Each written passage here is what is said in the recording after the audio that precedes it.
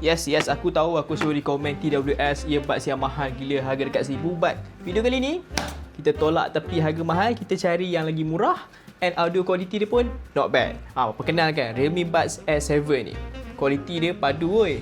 Jom aku cerita. So dengan starting harga RM299, adakah dia berbala? First kali dari segi design, dia memang kecil, ringan dan nampak premium bagi harga yang bajet macam ni. Lagi satu, dia punya ANC pun memang function gila. Korang boleh lepak kat kedai mamak ataupun dalam LRT, noise cancellation dia memang power, 52 decibel to be exact. So kalau korang pakai fungsi ANC ni, bunyi sekeliling memang hilang lah. Percayalah. Untuk sound dia, mamma mia, very nice. Bass dia yang padu, vokal yang clear dan ada spatial audio. Dan apa yang lagi best, macam biasa dia ada dua sambungan serentak. Maksudnya korang boleh tukar korang punya device kalau ada orang call ataupun korang dengar lagu tu tanpa ada masalah yang korang kena tukar-tukar yang tu.